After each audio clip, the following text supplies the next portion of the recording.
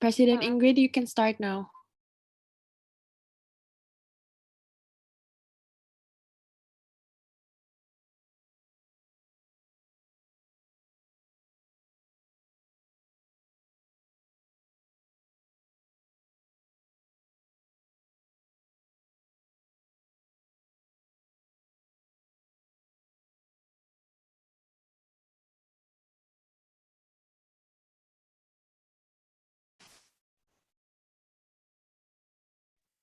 Hello, Keke. Good afternoon. Hi, good afternoon, President Ingrid. How are you? Good, thank you. Yes. So today we'll be interviewing you about your activity, and could you tell about your background for us? As I was reading, international lawyer for human rights. Am I right? Yes, thank you very much for affording me this opportunity to have a chat with you this afternoon. As everybody would know, my name is Keketso Maema. I actually originally come from Lesotho, though I am now based in South Africa. And I have studied law in South Africa. And I have been, for a long time, an activist on gender equality matters. When I first came to South Africa, I studied law. After studying law, I was able to work for a law firm really that it was pushing for human rights issues. And I was quite lucky at the time because South Africa had just adopted its interim a constitution at the time. And so there were quite a number of processes and cases that we were dealing with, trying to test, this new democracy that was being ushered by the new constitution with new principles on human rights and the like.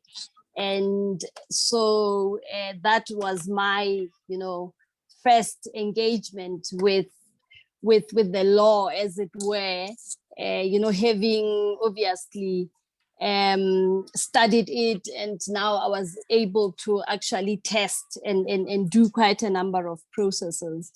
And we've done quite a number of cases that were at the time looking into the rights of sexual orientation rights of LGBTIQA plus communities.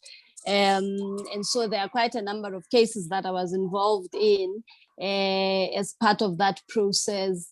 And they were going to as high as the Constitutional Court. And so one has really been able to work on cases that we can say were changing the landscape or the human rights landscape in South Africa.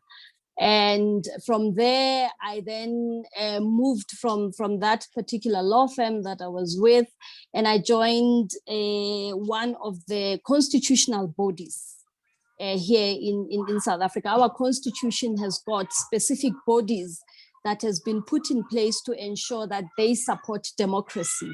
And so there are about 9, some of them are looking specifically at issues of making sure that elections are proper and the like, human rights. But I joined the Commission for Gender Equality, which is a body that was put in place by the Constitution. We normally call them Chapter 9s, because they fall under, or they are formed by Chapter 9 of the Constitution of South Africa. And so this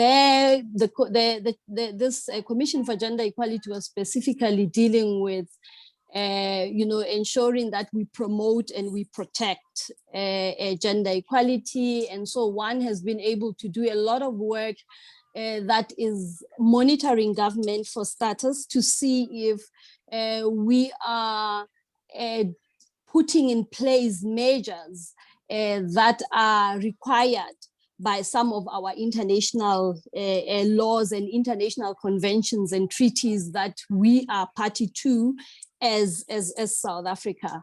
and but also the other pillar of the work that one was much involved in was also ensuring that we create an enabling legislative framework in the country that would actually assist and ensure that women are able to participate properly and are able to be given opportunities so as to perhaps one day be in a position to see gender equality in our lifetime. And so that also sort of involved taking cases on gender discrimination to court, looking into the various complaints that people may have, looking at both private and public sector, and also ensuring that you engage or you collaborate with quite a number of institutions on the ground. And that is another thing that, was able to give one impetus in also engaging with international bodies, international institutions, just as a way to really push for gender equality. And so in a nutshell, yes, that's the work that I've been doing. And that really speaks to, the law but specifically looking at issues around gender equality and ensuring that women empowerment actually happens. Thank you. Very interesting, Keketso. I read about South African Constitution. She was established in 1996. Yeah, am I right? Yes. In 1993, we had an interim constitution that was then confirmed in 1996 with the final constitution, yes. So my question is, because you are related to the right about human rights, how was human rights covered this topic in this constitution? What is significant statement? Elsa was reading about your background, that you were developed working very hard for Chapter 9 in this constitution. Could you tell us more in detail of this issue? Thank you. Look, our constitution is quite important, and a number of countries are actually, looking into it. They look at it as a very progressive piece of legislation that really has principles of equality embedded in it, ensuring that there is non-discrimination, and pushing, by the way, for even affirmative action and the like, really trying to create, I suppose, with the background that we have as a country, as far as apartheid was concerned, where a lot of people were segregated and, there were opportunities were just not there. It was quite important for the country to put in place this particular piece of legislation that will govern everybody, and it will be regarded as the highest law of the land, and ensure, that we push for a democracy where all people can live equally, with access to opportunities and the like. So that is what obviously our constitution is all about. But as many other countries who we have some sort of progressive legislation like the one that we have in the form of our constitution here in South Africa, there's always a problem when it comes to issues of implementation.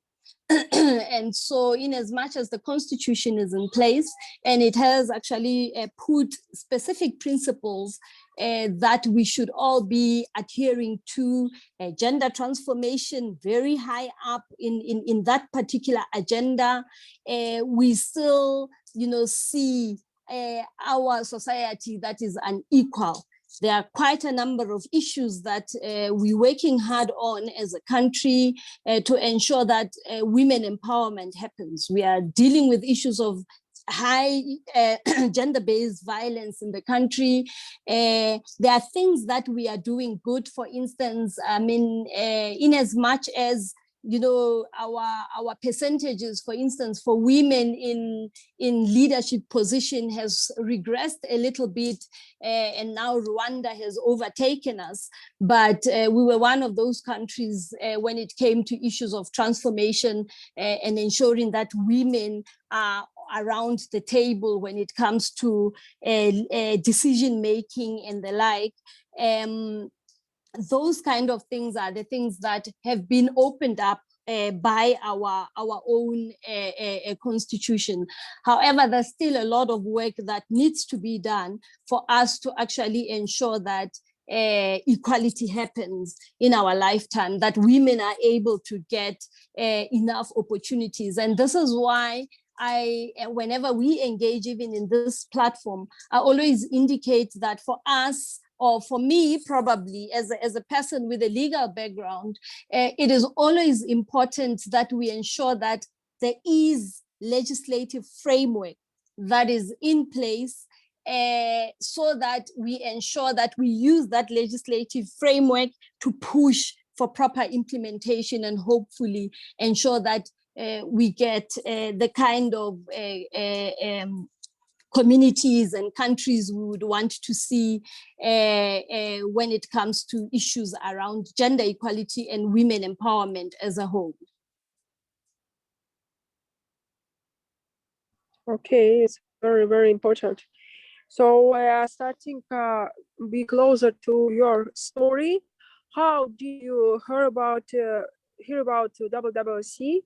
Why you decided to join? So could you tell us this? Look, experience, how it happened. I remember. Yes. I remember you said it was last year, so already. Yes. It was last year. I was still the Chief Executive Officer of the Commission for Gender Equality, our very own national human rights institution that is formed by the Constitution here in South Africa. And I was invited into this platform by Mama Debbie, our president, Debbie, our Africa president. I think at the time she was still the deputy, and she wanted me at the time to come and present on issues around gender-based violence. And this was basically also because as much as I was leading the commission and we were doing, a lot as far as gender-based violence issues are concerned, but I had also been appointed by President Ramaphosa when he formed the interim steering committee that was charged with ensuring that we put a national action plan for the country that will deal with issues of gender-based violence, but also, to come up with some strategies in terms of what are the kind of things that we need to do,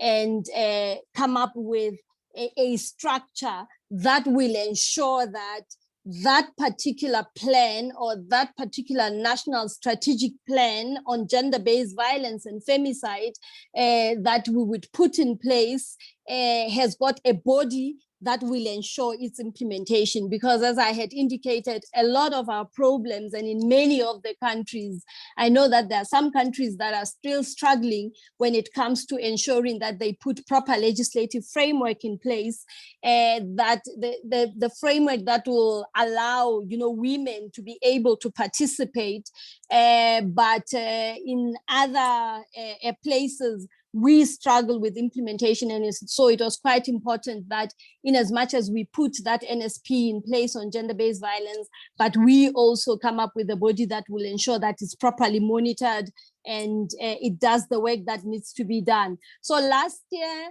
I was then invited to WWLC to then, give a presentation, share what we have done as a country on some of those issues, but as well highlight some of the challenges, highlight some of the work that people can do, and how we can probably come together as various countries to really look into the scourge of gender-based violence and what we could put in place. And at the time, obviously, it was also at the height of a lockdown.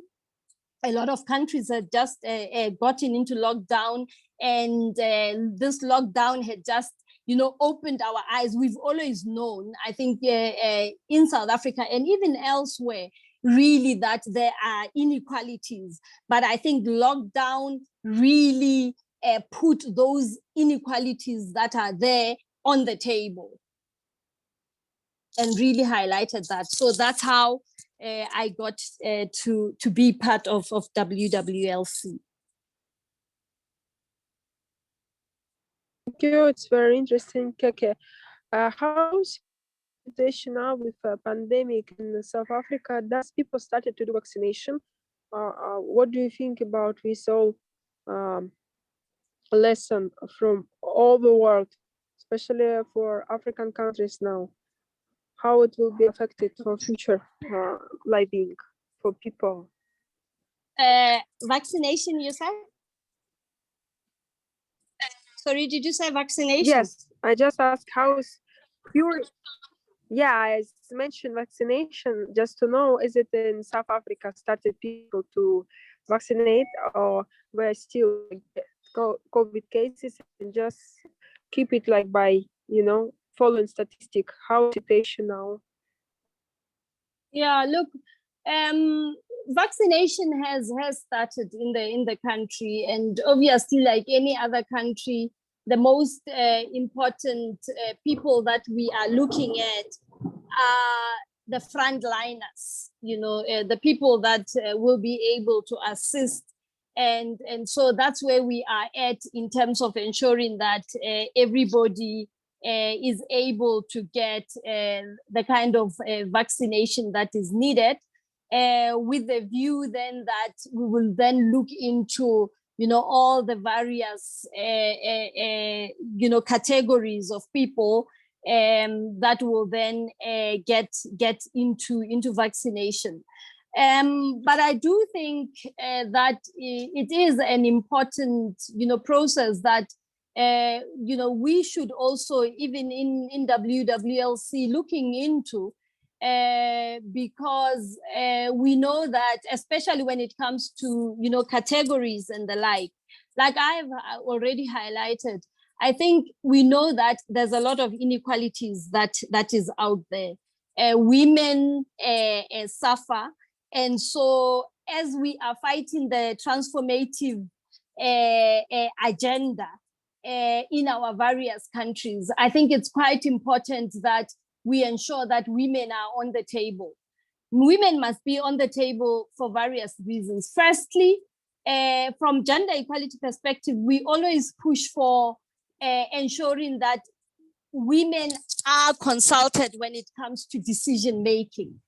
And so for me, it's important that as we take decisions about matters of national importance, that women are also engaged with, so that their voice is actually heard, and they are able to also put on the table to say what do they see as important. We need to, our voices should also be heard.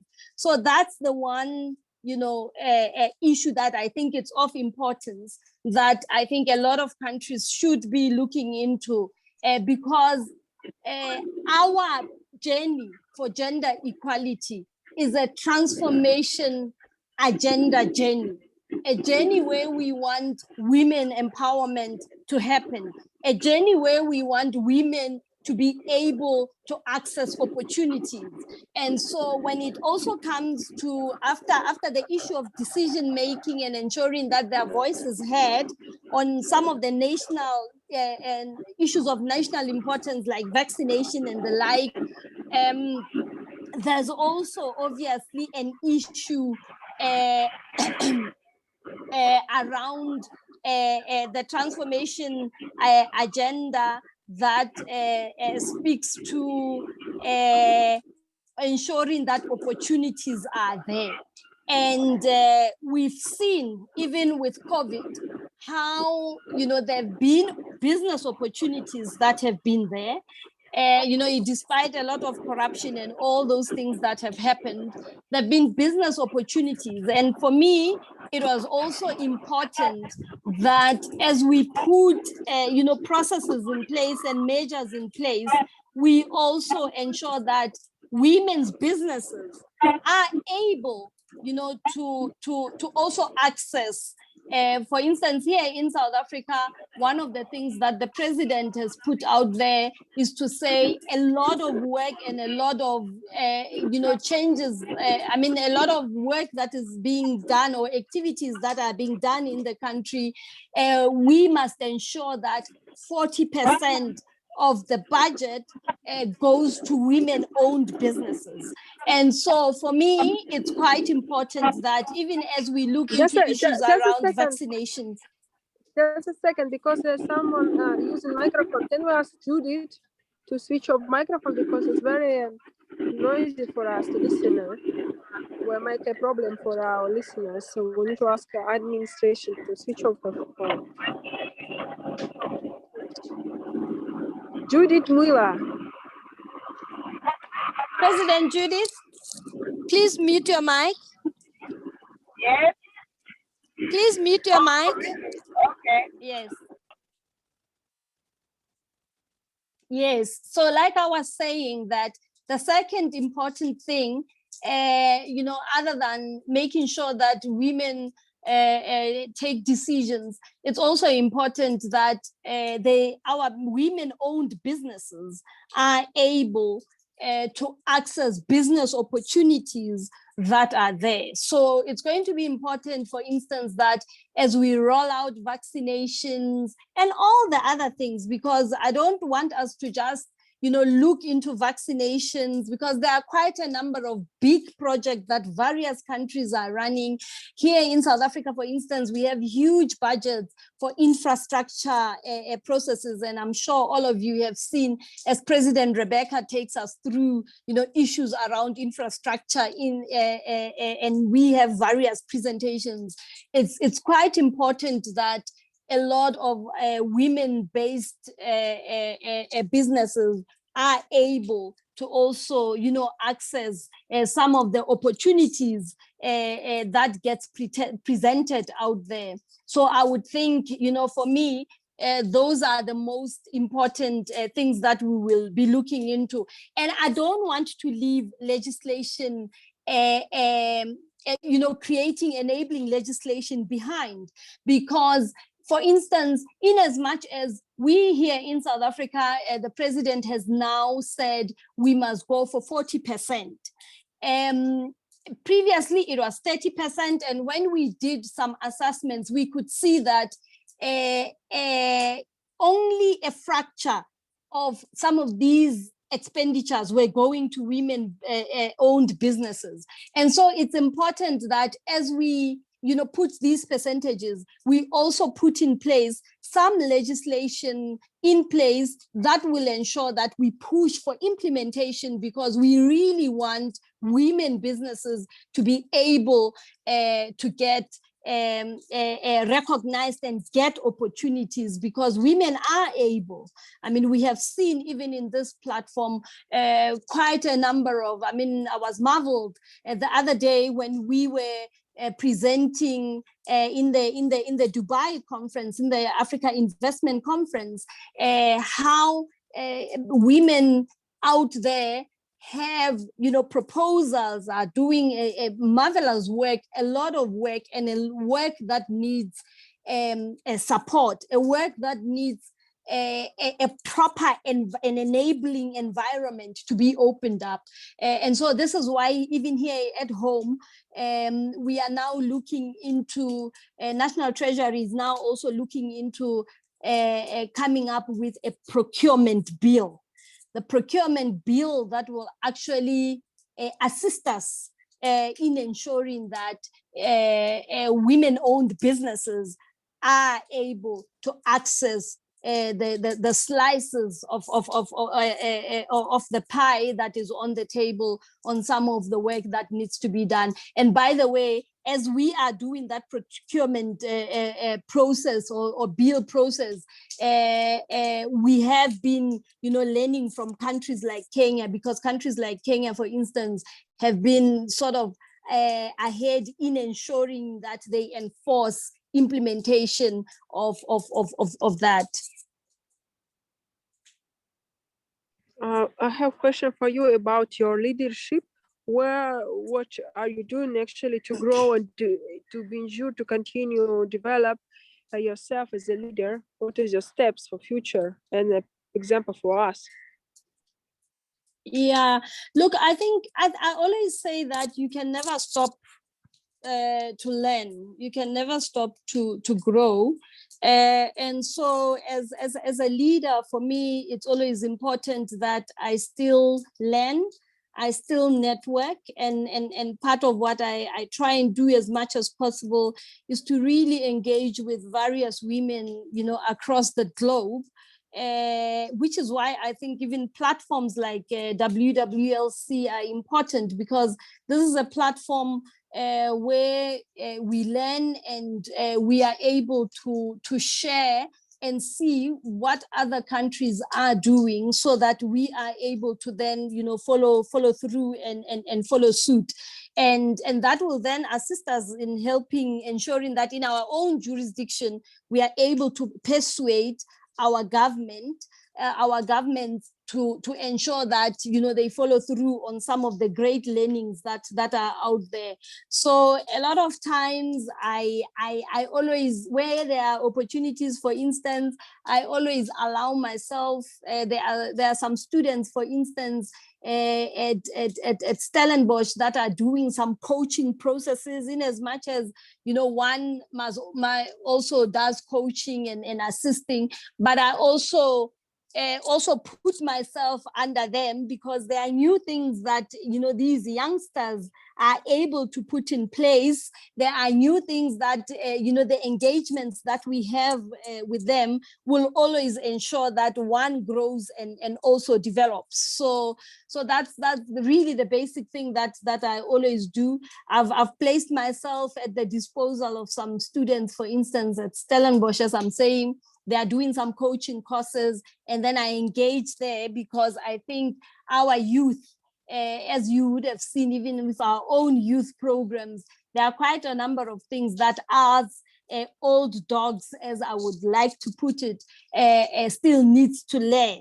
We now have technology era and the like. There are things that they may be able to enlighten us with. And so I always jump and grab at opportunities like that, to ensure that you network wildly, you belong to quite a number of women-led organizations. I'm part of South African Women in Dialogue, for instance, as well, here in South Africa, that also engages globally. And we are able to sort of learn and see, what are the kind of things that we can still do and push forward. Gender equality, for instance, is very broad. I mean, there are quite a number of themes that come out when we speak about gender equality. Not so long ago, for instance, I was part of a group that was being trained on women, peace and security, So there are quite a number of themes, and so I put myself out there to ensure that where there are training, where there are further skills that one can actually get as we are moving with the times, that I am part of those particular processes, and that really helps me grow a great deal. Amazing and exciting. Thank you so much, Keke, because you are inspire us to move and take example from your activity, your braveness, and your passionate about all this, especially what you're doing for your students. Is very, very motivated for us. It's very good example. So is my question also about what is your message and legacy of leadership to the world? Because now society changed their lifestyle. Now societies, we are corrected all our development and our future life, like we are not can be confident what will be next step, like after the COVID time, and especially this digitalization of a society. So what is your message nowadays for people who are need this, support and motivation? Oh, that's an important one, but also quite a difficult one. I mean, for me, what I gather to really be important in terms of the work that we can do and the legacy that we can leave behind is really to ensure that we teach our young kids about a lot of things, about their rights. For me, rights are most important. In as much as there are new things like technology things being put in place and the like, the same technology that is there in place also, finds a way to ensure that it puts down women, it puts down our young girls. And for me, the critical thing is to ensure that our young girls understand their rights, understand human rights fully, and so they will then not be bullied. I mean, with technology, there comes things like cyberbullying and the like. And for me, it's important that if you teach, kids and ensure that you mentor these young girls, they have confidence. If you have confidence, you are able to have a proper self-esteem, and right at the center should be the knowledge of their rights. I will give you an example. I mean, there's been a lot of work that we are doing in some of our provinces, even though it does not. So this is me now speaking about how important it is for us to really teach human rights messages, to teach people's rights so people know what their rights are. In some of our communities, we have things like young girls being married off. And when you dig deeper to check what is the problem, at least in our jurisdiction, in some of the places like the Eastern Cape and the like, when we did some work there, there was a lot of underage marriages where kids like 11 years and the like are getting married off to these old men. And when you really check and see what is the problem here, you engage with the parents to see how do you actually allow your young child to be married off for close to 2,000. That is nothing. Is this poverty related? What exactly is the problem? And some of the issues that we're able to unearth is the fact that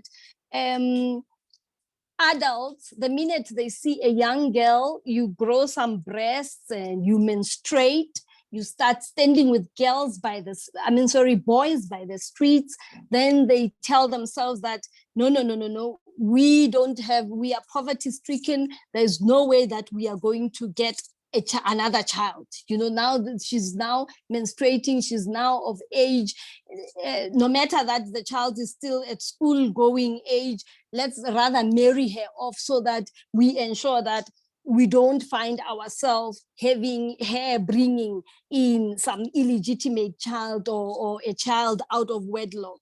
And for me, it actually indicated that we are not going out there to actually teach communities about their rights. There are issues around comprehensive, sexual education out there. Instead of, as a parent, you marry off your young child that may have a bright future if they've been going to school and the like. For me, it's important that you look at how do you access what are the things that are in place to ensure that we do away with teenage pregnancy, we do away with all those other things.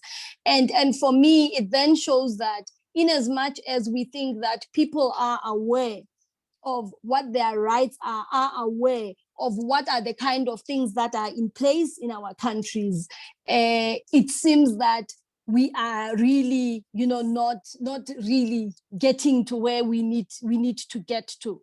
And a lot of times we try and put, or decide that, it may be because of poverty, for instance, that people do some of these things. But for me, it didn't make sense, because even if you marry off, you find that these people are given like 2,000 and whatever, and that is not going to take you out of poverty. So as we were digging deeper, we actually found out that it's rather an issue of people not understanding, some of these processes, not understanding what human rights are, not understanding what needs to be done, issues of comprehensive sexual education and the like. Those are issues that we found to really be important. And for me, the legacy that I would want to see really out there is to ensure that we really teach our young girls, but not leaving behind the boys, because I do think that we need to also teach our young boys of, how to treat women and the like. So men, engaging men is also an important part, but I do think that we need to really go out there and engage people on their rights and the like. And if we do that to our young ones, I think that the future will be bright, because we may put a whole lot of these other things in place. Like I said, now we're booming and we're following technology. That is well and good. Technology is important. But if kids don't understand, then we get things like cyberbullying and the like, and then they come and they destroy them. And so for me, the legacy that I would, really want to leave out there is to ensure that our young girls are at the center of, skilling and ensuring that they understand issues, their rights. Right, very important, their rights. You will not be sexually harassed at a workplace. If you know your rights and you know where to go to when things happen, you are not going to be sexually harassed. Here in South Africa, in the Eastern Cape, interestingly, again, we were having, for instance, issues of, school-going kids, that there was an issue of sex for marks. Now we've put our kids in institutions of learning, and the next thing, there's some men that are praying over them, and then wanting, sex so that you can get good marks. So it's from all those, examples, and there are many more that I think it's quite important that if our young girls understand and they know, we teach them communication skills and they are able to effectively communicate their thoughts, they know what their rights are, and they will then be able to take on some of these economic opportunities that are out there, knowing exactly what their rights are, what the responsibilities are of the other people and the like. Thank you. I have a question from Judith Mwila to you, Keke. So we are giving her time to ask, because now time for questions from our listeners. Please raise your hand step by step. I will be giving you a word. Yes, Judith. Hello, Judith. Judith Mwila. Hi. Hello. Yes, great. Hello. This is moderating for the platform.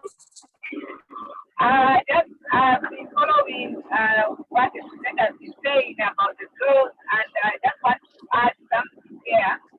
That living in a third world country myself and working a lot with girls,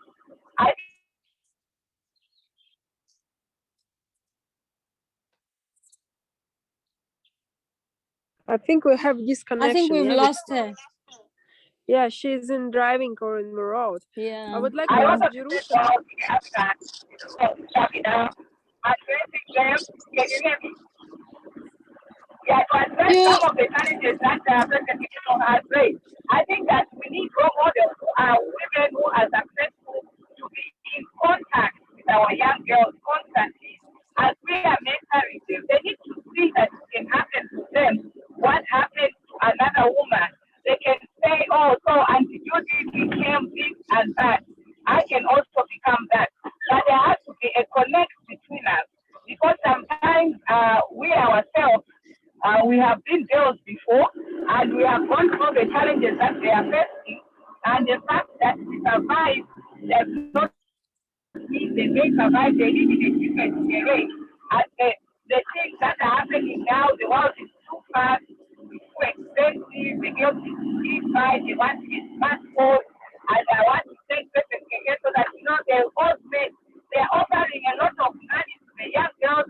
They're offering them things that their parents are not able to offer because of poverty and all those things. So the girls have to be accepted.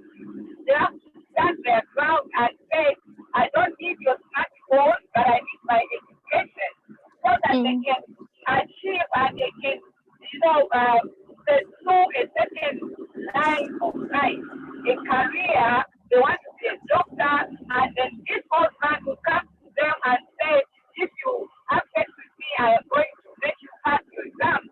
They should be able to say, no, I will not pass by that. I will pass by reading, and I want to read and understand the subject so that I can be a good doctor. So we have those challenges, especially the poverty-stricken areas. Our girls are falling for things like that.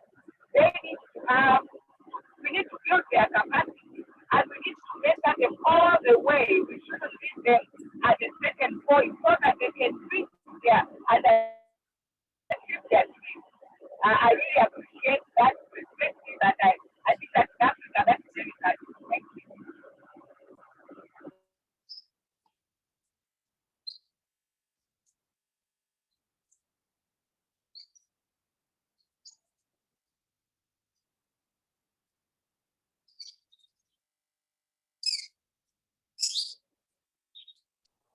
So I would like to thank you, but it was very, very difficult to listen. Maybe Judy driving.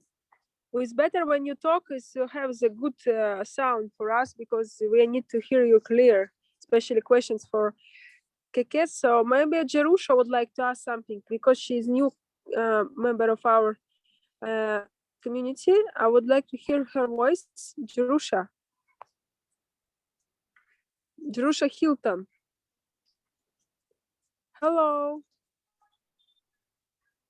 Let me get it together here. Can you hear me? Yes, we hear you. Great to see you. Thank you for having me. I was just listening. I kind of logged in a little late, so I did hear the speaker that just presented, and about some of the things that's going on with the young girls there in South Africa. So just let me know where I need to start so I don't just go off, okay? But hello, ladies from the US. I'm glad to be on this platform with you. What would you like for me to say to have inputted with, Ingrid? Yeah, I just would like to ask our guests the question, if you have question to her, maybe especially about this problem with small girls, or also what she said before. Any question for related to our topic, leadership, women leadership, and human rights, which is very strong point of Keketso, because she worked in many years in this a Commission of Human Rights, and she has experience background of a lawyer, to be lawyer and protected rights of many people in Africa, not only South Africa. Just she's originally from Lesotho, but now she stays in South Africa. But also she's also helped a lot of people who are asking her for it. Okay, well, first of all, I was one of those victims. I was one of those kids when I was young, so I could relate to a lot of it. A lot of times we think it's isolated to just Africa or third world countries, but it's all over America. It comes in a different name, but it's all over the, when it comes to young girls, the predator is out there. But I believe what we as women should do, and I know this is what this platform is strategizing, like the presenter said, is to educate these young women, but we also have to stand in the legal form of being their voice, those that have no voice. I mean, the laws here is a little different, is different than in other countries, but I believe if we get a number of women together and we present the case that we're coming representing these young girls that are being abused or molested or whatever, that we represent them. We are mothers that care. We are women that are rising up, and that we are going to be their voice. We're going to be their defense, because they don't have the power. And they're coming from a culture that this is what custom, part of their custom. So even their family, their ancestors, you know, they will get, what is it called? Rejected or released from their family if they do not take on these husbands. So we're dealing with something very deep. We're dealing with something that's culturally embedded into their system. And so I think we need to look at how can we educate the parents and bring awareness, because they too were victims of the same thing, that their children, their daughters are being victimized. And giving these girls tools to become entrepreneurs, that would be another way to empower them. Education, but some may not afford to go and get education. So there's other ways collectively that we women can come together and deposit into these kids or these girls some of the talents that we have to become entrepreneurs and independent. Because when you don't have the power to create wealth or to get your own, then you yield to these predators because you think that's the only way that you can take care of yourself. Unfortunately, they use our womb. They use the most sacred part of who we are as women. We are the tabernacle. We are the incubator of life. And so many of us, probably even on this platform, have been abused sexually some kind of way, if we really look at our life. And so we're sensitive. I know I am. I'm very sensitive when I was listening to this, because I was one of those little girls from a teacher. But in America, it looks different. So as what I did to empower myself after I found my voice, which was years later, is through using my gifts and talents and my creativity, and then my voice, to be a voice to the voiceless. So I hope I answered that question, and hopefully it helped assist in some of the things that we can do as women on this platform. Thank you. Thank you so much, Jerusha. Thank you for your great comment. And maybe Keketso would like to reply. Yeah, no, I totally agree with that. And in fact, you know, as I'm engaging in, you know, a number of other countries, there's one lady, I think she's in Zimbabwe, and she's formed this organization. I think it's called Rosaria Women Trust or something like that. And her work is actually to ensure that she teaches young girls their rights, she educates them, and she also brings like I think Judith was also trying to President Judith was trying to stress as well. She also brings like high-powered, you know, people. For instance, you know, during this time of March in the US, we always gather together on the conference, the Commission on the Status of Women. And a lot of work that she would do, for instance, is to bring some of these rural young girls from Kenya and make sure that they engage with various high-powered, you know, women. We would, you know, get them to engage, for instance, with the executive director for UN Women, for instance, our very own South African Mampumzile, so that they actually learn, they see, you are able to give them stories. They know that you are not just always high-powered there.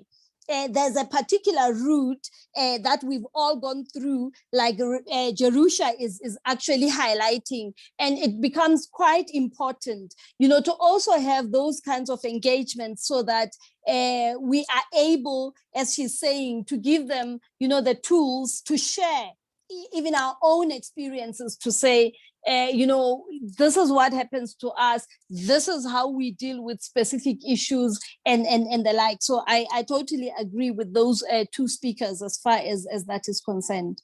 Ingrid? Thank you.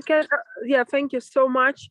We'll continue because we're limited by time. Princess Debbie Raphuti was first. She's raised her hand. Princess Debbie, hello. Yeah. Hi, hello, Ingrid, how are you? I'm very good. You? Can you show us your video also? New people would like to know you. Yeah, I really want to say thank you so much. Is that the interview of President Keketso came at the right time. Today in South Africa, it's a Human Rights Day, the 21st of March. So really, it came at an opportune time. And I congratulate you, President Keketso. It shows that you are a real human rights activist. You are a human rights lawyer. I'm really proud of you. It cannot be a coincidence that this thing happened today. And also, I want to congratulate even Namibia for their independence. This is just an excellent day for us as South Africa, Namibia, I think in Africa at large, because we know that there are still young women.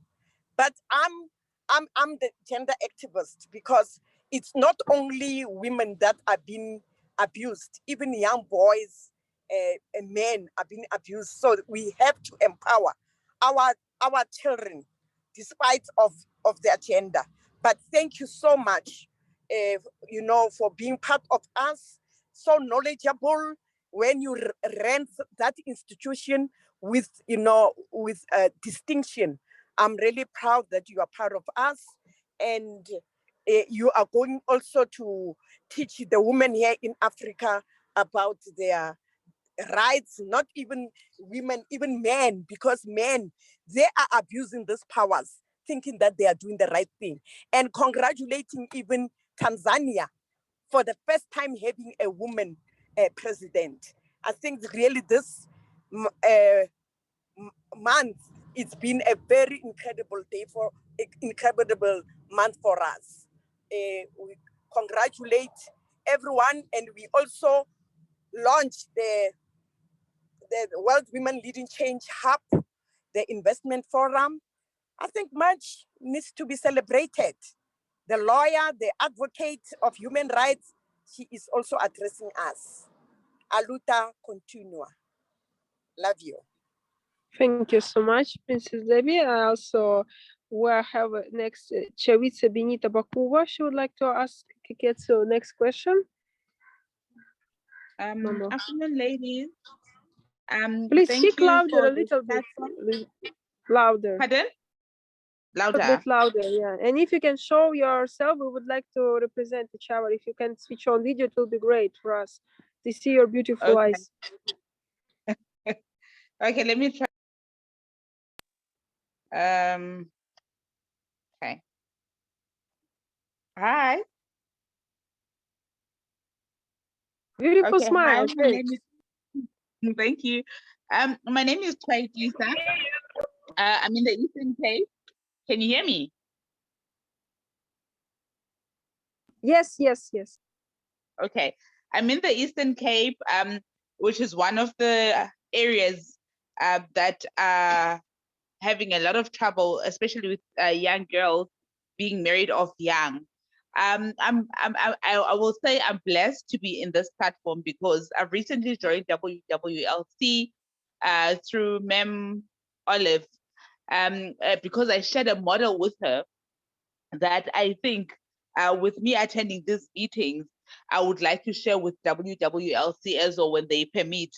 Mem Keketso, I think I'm going to have to ask you if I can email you what I have had for a bit of time to share, because it relates especially to the systems in place by the government. It also relates to the systematic abuse and gender-based violence. Perhaps it can be not an entire solution, but make a difference in that regard. I just want to say thank you for this platform, and I would really like to share with you ladies this information or the model that I think can bring about change in these events in our country, especially. It touches on legislation, it touches on a lot of things, including education, healthcare, and things like that. Thank you.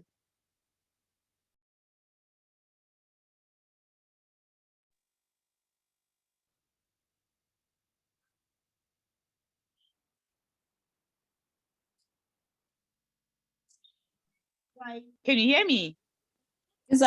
Yes, we heard you. I wasn't Okay. sure whether our host, I was waiting for a word from our host. Oh, okay. President Ingrid, I think Benita is done. Yeah, we just want to ask today Yeah. for Princess Debbie to pray, but also I would like to say, which is condolence for all country, because I'm now in Tanzania. It's of course historically first time that president woman started to be a president in Africa, but at the same time, all Tanzania yesterday buried were ex-president Mr. John Pombe Magufuli. So we express our common condolence to this because we are all youngsters, all adult people, very, very suffering and regret about him. So we are mourning days for 2 weeks now in Tanzania, and we are now like also, we are expressing solidarity of this, all of this. But next president woman, Sumia Suluhu Hassan will continue the presidency. So we hope it will be great for future women leadership and all example for us. Yeah. And I just wanted to, as you are saying what you are saying, President Ingrid, I actually just wanted to say something. I mean, yes, we do celebrate our women when they ascend into these leadership positions. But I think the most important thing that we women on the ground must be able to do is to ensure that by all means we give support to those women. I think even right from the beginning here in South Africa, one thing that we have learned is that when we had a strong women's movement, we were able to do quite a lot of strides in the country. And so I think as we celebrate, those women that ascend into power, it's quite important for those countries, and it's a good thing that this platform, there are a number of countries from Africa, and I do think that women in Tanzania must actually, stand up and ensure that they support that president. We all saw, what happened. We celebrated the president of Malawi at some point, and then the boys club was able to do what the boys club always does, and within no time she was out there. So I do think that as we celebrate, women that ascend into leadership positions, it's also important that we do find ways to support them, because it's not easy out there. Whether you are running a country, whether you are in a board somewhere, it becomes very difficult for us to sit and think that you will be able to change things by yourself when you are surrounded by men around the clock on some of these things. So I just wanted to come in there to say it's going to be quite important that as we see, women ascending into these leadership roles, we, as well as women down here, we really need to come up with strategies in ensuring that we support those women, because otherwise we'll keep losing some of the gains that we make. Thank you. Thank you. Yeah, I just said when she started to be president, it's first time in history. And also Human Rights Day is in 10 December. It's also, I would like to comment for Princess Debbie. So we now continue to finish our questions. If somebody want to ask last question, maybe Anna Leonti would like to ask something. Keketso, I give her a speech. Hello. Oh, hi, Ingrid. Thank you. Great to Hi. see you. Fantastic, great meeting. I was just happy I was able to join at the end. Great discussion about the leadership, really inspiring. And maybe the question to any of the amazing ladies about the leadership is, how do you personally define it? Maybe you can say a few words about your mission, leadership in your life, any decision you made that influenced your life mission journey. What inspired you to take action in your life and become a leader as you all are? If anyone wants to say something, it's truly very inspiring for all of us. Thank you. And like in New York City, where I am now, that's what we really, who we are. There's a lot of leaders here. Yes, I see some hands. Mm-hmm. Getting into this area for me was actually, I must say, accidental in a way. Because when you are in law school, and you're studying law, and a lot of times you look at these corporate lawyers, and you're thinking, ooh, when I finish school here, I want to join those corporate companies. I want to be a corporate lawyer. I want to make money like them and the like. But as it were, fate had a different, had something else in store for me specifically, because when I then, obviously as a lawyer, when you finish school, then you also go out and you serve articles. And when I was serving articles, or being an attorney clerk, as it were, I could only find that space in a very small law firm, but that was dealing with human rights issues. They were at the time specifically really looking at LGBTIQA plus issues around sexual orientation.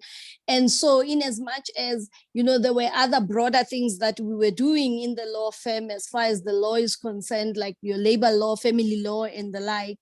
But at the heart of the work that we did, a lot of our clients were LGBTIQA plus communities. And I think it was also an opportune time, like I said, when I started right at the beginning, to say it was sort of an opportune time in South Africa, in the sense that the country had just adopted, a new constitution, a constitution that was really pushing for gender equality, a constitution pushing for those principles, equality, non-discrimination, and dignity, integrity, and the like. And so I then got into that particular work by accident, like that, just because I couldn't find articles elsewhere. But when I was sitting somewhere, I was seeing myself one day as a very powerful corporate lawyer.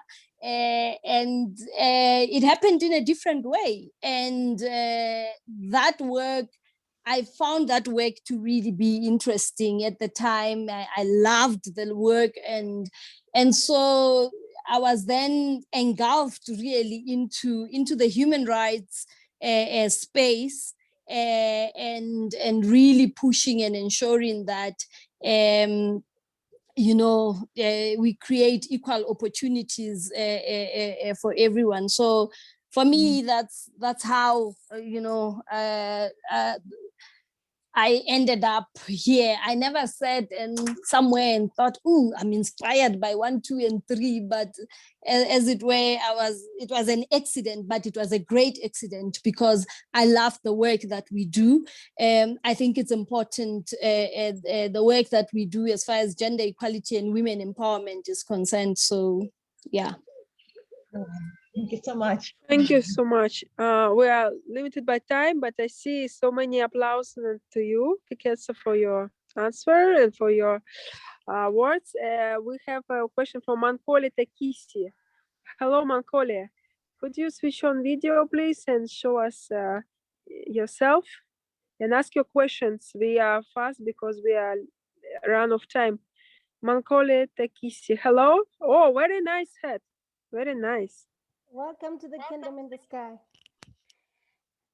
Hi, Ingrid. Mine is more of a comment. Hi, Siskeke. It's been so. Hi. she's like my president in my original country. Well, mine maybe is his comment. It's just to commend the wonderful women, and Keke has been such an inspiration to have a powerful woman like that leading. I just wanted to share my slight experience. It's slightly different. For me, I practically almost painted my picture. I'm a bit of a dreamer, but basically, when I came to Lesotho, I just said, I'm tired of being a housewife, and I went and volunteered at the Chamber of Commerce and worked with them, and was basically from a messenger to anything, And I just said, like, I'd really want to fill a gap. I could see that there were no private universities in Lesotho at all. And I was either stupid enough or crazy enough. And I just called the leadership of Butu University. I went over back home to Botswana for a visit and called them and told them that they should come to Lesotho. And I could handle it. They sort of looked at me and rolled their eyes and said, to start a university, you don't just like knock on the door. But I just said, give me a shot. And I just envisioned myself, working we're a city university, so we're really in a mall. It's called Maseru Mall. And working in the mall and just like, being all high and mighty and surrounded by very intelligent people who I just looked up to. And God being God, here I am. I'm in this platform. There's Ingrid, there's Keketso, and, people who talk to presidents and directed by presidents. And there's a whole array of wonderful women all from all over the world. Stina, who just juggle everything. So I just want to say to women that some of us, we're not all going to be as fortunate as Keketso to have all the brain and all the network.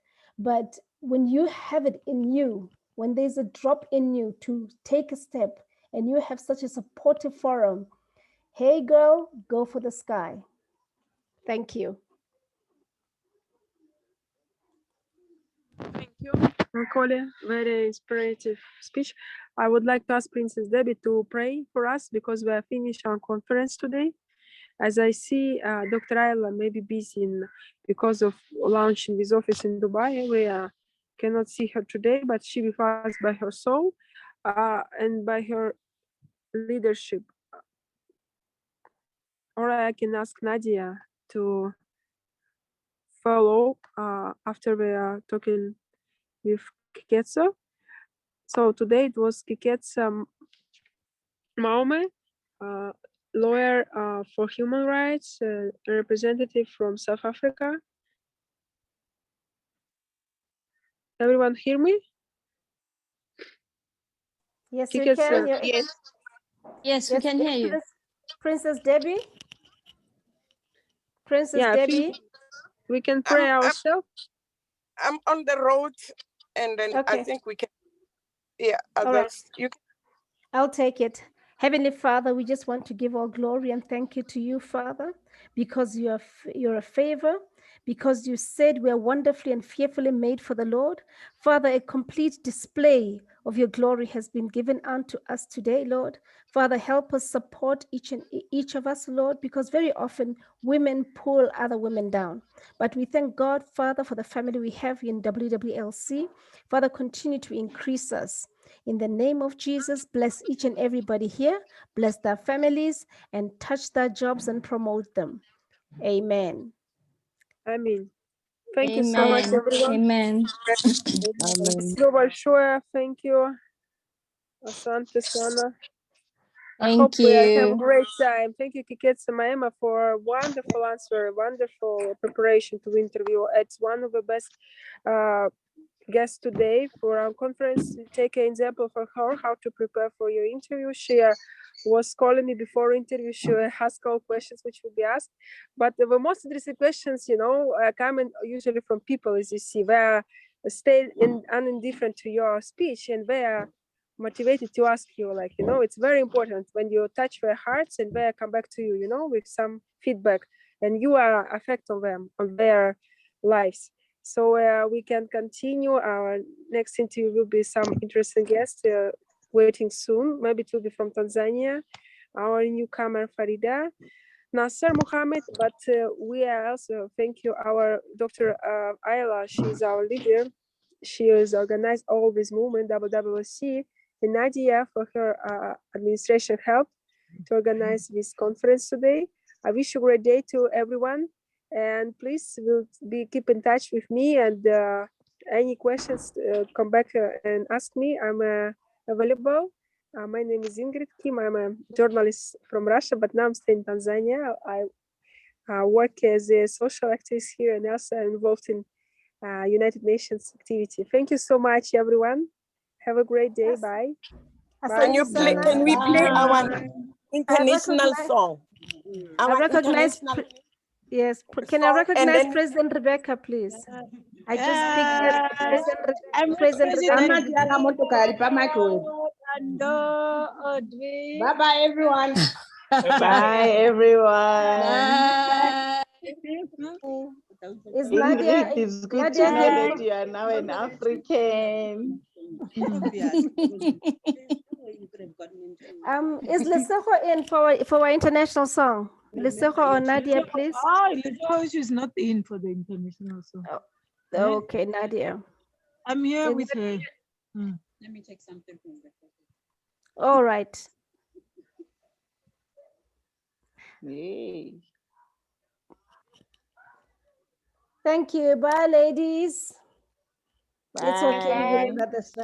Bye, We are the woman leading change, everyone. leading change. We are the woman leading change, leading change. We are the woman leading change, leading change. We are the woman leading change for our people, for our countries, for everyone in the world. Love, peace, needed in this world, endurance, needed in this world, forgiveness, needed in this world, unity, needed in this world.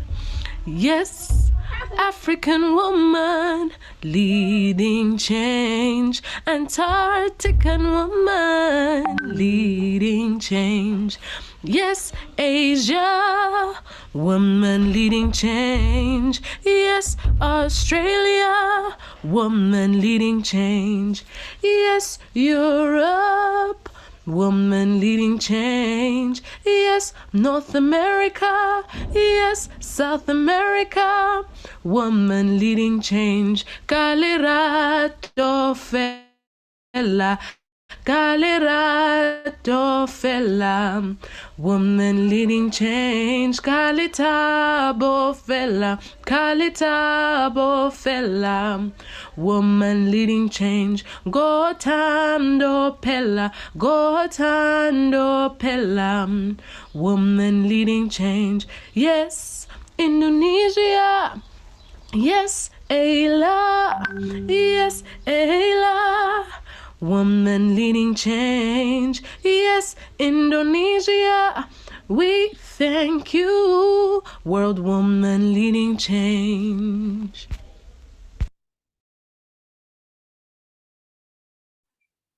Thank you. Bye. Thank you, lawyer of human rights advocate. I'm on the road. Can we see you, the people with Lesego? We are here as David. They are in a party. What are you doing Hello, there? Lesego. You are not No, invited. we are visiting Hey. Lesego to wish her well. Oh, Can you that's see her? nice. Yes, hi. Oh, wow. Wow. Hi. Wow. Yeah, Mama Lesego. Yes. Wow. Bye-bye. Shaita, Benita, you must give us, you must drop your email into the group. Are you in the group? Yes, I am in the group. I'll drop an email, but okay. I'm gonna drop an email just now. Sorry, my kids. That's fine. That's fine. Okay. Okay, I'll drop it just now in the next 2 minutes. Bye. Thank you. Okay. Bye. Thanks. Cupcakes, no. Sorry. Happy International